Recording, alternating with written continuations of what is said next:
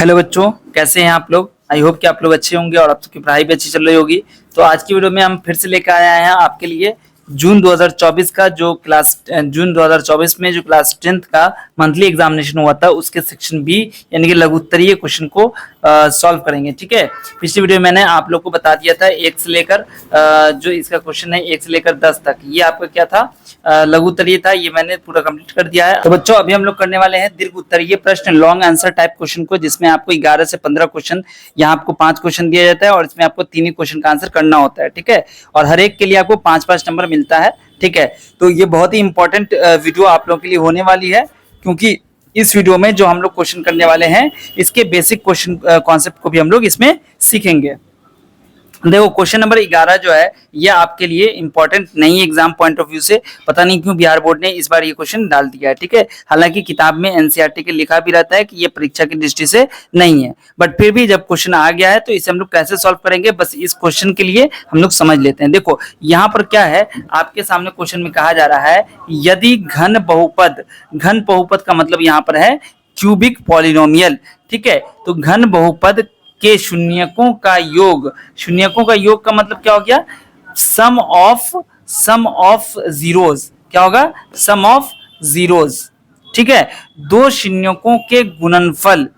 का योग, यानी कि किसी भी दो शून्यकों को गुना करके जो उसका योग होगा, जोड़ होगा, सम होगा वो, और शून्यकों का गुणनफल, शून्यकों का गुणनफल का मतलब क्या हो गया कि जो भी शून्यक है इसके उसका सम, सॉरी प्रोडक्ट। ठीक है, शून्यकों का गुणनफल का मतलब क्या हो गया, जो भी आपके पास शून्यक है उसका प्रोडक्ट यानी कि गुणनफल। अगर देखा जाए तो वो सब कितना है, 2, -7 और -14, यानी कि शून्यकों का योग कितना है, 2 शून्यकों के गुणनफल का योग कितना है, तो -7, और शून्यकों का गुणनफल कितना है, तो यह -14। बात समझ में आ गई। अगर नहीं आई तो फिर से ध्यान से सुन लीजिए कि सम ऑफ जीरो कितना है, 2। ठीक है, चूंकि यहाँ पर क्या है कि क्यूबिक पॉलिनोमियल है तो 3 इसमें होगा, अल्फा बीटा और गामा, 3 शून्यक होंगे, 3 जीरोज होंगे, इसलिए यहाँ पर कह रहा है सम ऑफ जीरोज कितना है, ये अल्फा बीटा गामा को जोड़ के इतना आएगा, और sum of the product of its zeros taken 2 at a time, मतलब कि जैसे अल्फा बीटा गामा हो गया तो 2 को एक साथ गुना करो, अल्फा बीटा, फिर बीटा गामा, फिर गामा अल्फा, इस तीनों को गुणनफल जो भी हमारे पास आया है उसको जोड़ेंगे तो योग यानी कि जो सम आएगा वो कितना आएगा, वो आएगा -7 आएगा। और फिर कह रहा है कि product of the zeros, product क्या है आपके पास, अल्फा सॉरी जीरोस क्या है आपके पास, शून्य क्या है आपके पास, अल्फा बीटा गामा है, तो तीनों को गुना करेंगे यानी कि alpha into beta into gamma, तो कितना हो जाएगा, ये आपका हो जाएगा -14। ठीक है, तो आई होप कि आपको समझ में आ गया होगा। तो चलिए अब इसको हम लोग देखते हैं कि इसे हम लोग कैसे बनाएंगे। तो बच्चों यहाँ पर हम लोग सपोज करते हैं, मानते हैं कि जो हमारे पास बहुपद दिया गया है यानी कि जो घन बहुपद है वो क्या है, ax³ + bx² + cx + d, ये हमारे पास माना कि एक बहुपद है, और इसका जो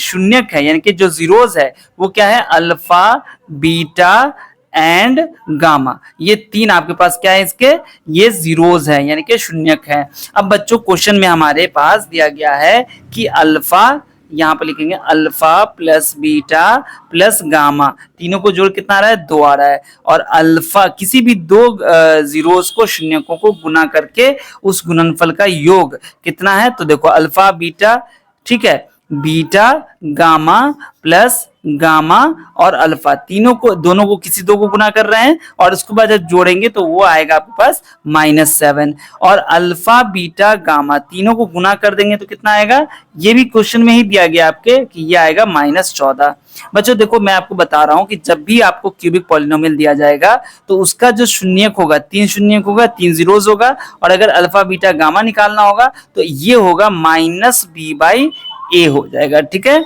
और ये जो है alpha beta plus beta gamma into gamma alpha, ये हो जाएगा आपका c/a, और ये आपके पास हो जाएगा -d/a। तो बच्चों ये जो आपने क्वाड्रेटिक पॉलिनोमियल बनाया था उसी तरीके से, उसी पैटर्न पर ये चीज, लेकिन ये आप याद रखिएगा कि alpha plus beta plus gamma -b/a, alpha beta plus beta gamma plus gamma alpha बराबर होता है c/a, और alpha into beta into gamma होता है -d/a। अब बच्चों यहाँ पर देखो ध्यान से,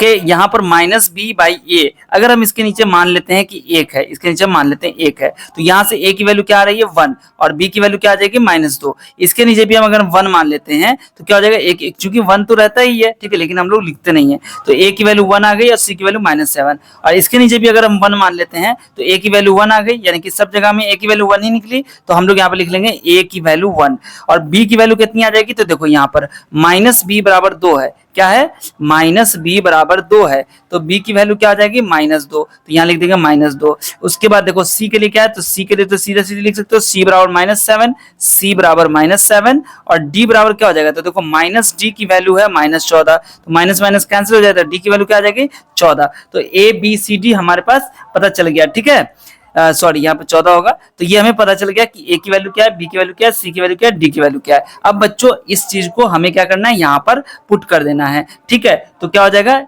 यहाँ पर लिखेंगे बहुपद बहुपद बहुपद होगा बराबर, देखो ए की जगह क्या करना है 1, तो 1 यहाँ पे लिखोगे, यानी कि ए को हटा के 1 लिखोगे तो 1x³ बनेगा, तो 1 लिखते नहीं है, सिर्फ हम लिखेंगे x³। उसके बाद देखो -2 है, तो यहाँ तो प्लस लगा हुआ है, तो -2 करेंगे तो ये क्या हो जाएगा, माइनस और प्लस मिलके माइनस बनेगा, तो माइनस और b की जगह क्या रखना है 2, तो 2x² प्लस cx करना है, तो c कितना है आपके पास -7 और यहाँ कितना है x, तो ये हो जाएगा -7x, मतलब यहाँ पर हम लिखेंगे -7x और प्लस d, तो d की जगह क्या है 14, तो हम लिखेंगे +14। बच्चों यही आपका क्या हो जाएगा, आंसर हो जाएगा। कौन सा बहुपद है ये, x³ -2x² -7x + 14, ये आपका आंसर हो गया, ठीक है। क्वेश्चन नंबर 12 क्या है, यदि x³ -3x² + 5x - 3 को इतना से भाग दिया जाए तो भागफल और शेषफल ज्ञात करना है। यहाँ भी हम लोग को क्या करना है, भाग करना है, तो चलिए देखते हैं भाग कैसे करेंगे। तो बच्चों देखो यहाँ पर क्या है, x² - 2, इससे हमें भाग लगाना है। इसमें मैंने बता दिया है आप लोग को शॉर्ट आंसर क्वेश्चन में कि कैसे हम लोग भाग करते हैं। सबसे पहले हम लोग x³ में क्या करेंगे, x² से भाग लगाते हैं, ठीक है, x³ में x² से भाग लगाएंगे तो क्या होगा, x² है, यहाँ x³ है, तो 3 में से जाएगा 1 बचेगा, यानी कि x² से ये 3 कैंसिल हो जाएगा, x बचेगा। तो हम लोग क्या करेंगे, इसी x को यहाँ रखेंगे और इस x से इस दोनों को गुना करेंगे, तो जब इस x को x² से गुना करेंगे तो x³ बनेगा, तो यहाँ पर x³ के नीचे लिख देंगे और x को जब हम 2 से गुना करेंगे तो -2x आएगा, लेकिन यहाँ पर x वाला टर्म कौन है हमारा, ये वाला, तो इसके नीचे नहीं लिखेंगे, हम लोग यहाँ पर लिखेंगे -2x लिखेंगे। अब मैंने आपको बताया था कि जब भी हम लोग डिवीजन का काम करते हैं तो सब्ट्रैक्ट करते हैं, माइनस करते हैं, घटाते हैं, तो यहाँ पर क्या होता है, जो नंबर आपका नीचे में होगा ना, जो टर्म, उसका क्या होगा, साइन चेंज हो जाएगा, यानी कि प्लस रहेगा तो आपको माइनस कर देना है और माइनस है तो प्लस कर देना है। मतलब ये हुआ कि x³ यहाँ प्लस में है और x³ यहाँ माइनस में है, तो दोनों क्या हो जाएगा, कैंसिल हो जाएगा, खत्म हो जाएगा, 0 हो जाएगा। अब देखो 5 यहाँ प्लस में है और यहाँ 2 प्लस में है, तो 5 और 2 क्या हो गया, 7x हो गया। तो बच्चों ये तो प्लस में है तो प्लस ही लिखेंगे, और यहाँ देखो ये जो -3x² था ना, यहाँ पर नोट कर देंगे -3x², और ये जो -3 था इसको भी यहाँ पे नोट कर देना है, उतार देना है। अब देखो x² है, आप किससे गुना करोगे तो -3x² आएगा, तो -3x² में हम लोग x² से डिवाइड कर देंगे तो x² कैंसिल हो जाएगा, तो कितना आएगा -3, यानी कि यहाँ पे हम लोग -3 लिखेंगे, और -3 लिखने के बाद हम लोग क्या करेंगे, इस -3 से इसको गुना करेंगे, तो -3 को जब इससे गुना करेंगे तो ये होगा -3x², और -3 को जब -2 से गुना करेंगे तो ये होगा +6। चूंकि x वाला नहीं है इसलिए x के नीचे नहीं रखेंगे, यहाँ पर हम लोग 3 2 जा 6 होता है, तो यहाँ पर 3 के नीचे रखेंगे। अब माइनस है तो प्लस हो गया, प्लस है तो माइनस होगा, ये कैंसिल हो जाएगा, 7x बचा हुआ है तो 7x उतार ही दीजिएगा, और -3 और -6 कितना हो जाएगा, -9, क्योंकि दोनों माइनस में है तो प्लस हो जाएगा, तो 3 6 9 हो गया। चूंकि दोनों माइनस में है, 3 माइनस में है और 6 भी माइनस में, इसलिए हमने माइनस दिया। तो ये आपका क्या हो गया, ये आपका शेषफल हो गया और ये आपका भागफल हो गया। तो यहाँ पर लिख लेंगे, चूंकि हमसे कहा जा रहा था क्वेश्चन में कि हमें भागफल और शेष बताना है, तो भागफल आपका क्या हो जाएगा, भागफल बराबर हो जाएगा x - 3 और शेषफल आपके पास, इनके शेष बराबर क्या हो जाएगा, 7x - 9, और ये आपका आंसर हो गया, ठीक है। चलिए अगला क्वेश्चन देखिए। देखो यहाँ पर जो आपका अगला क्वेश्चन है, इसमें x और y का मान निकालना है, यानी कि वैल्यू पता करनी है x और y की। आपके पास क्वेश्चन दिया गया है, देखो यहाँ पर क्वेश्चन आपके पास मैं नोट कर रहा हूँ,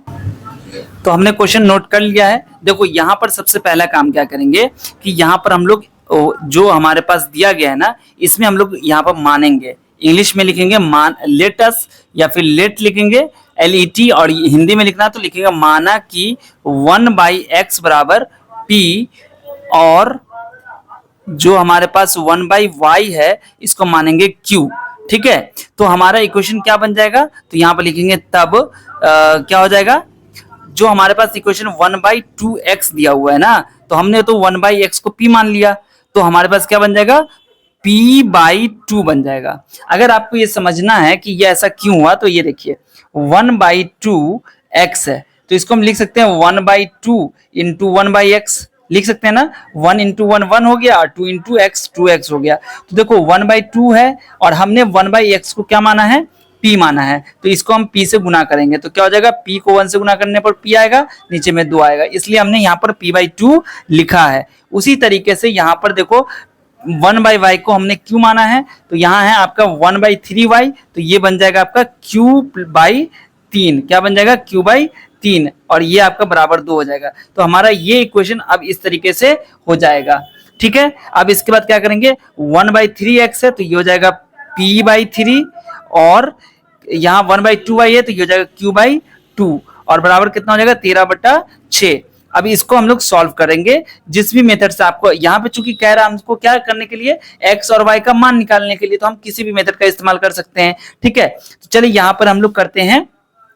इसको हम लोग एक बार और चेंज कर लेते हैं। देखो यहाँ पर क्या करेंगे, 2 और 3 का एलसीएम ले लेंगे, तो क्या हो जाएगा, 2 3 का एलसीएम 6 होगा, तो 6 कर देंगे। 2 को जब 2 से जब हम 6 में भाग लगाएंगे तो 3 आएगा, और 3 को p से गुना करेंगे तो 3p बन जाएगा। ठीक है, प्लस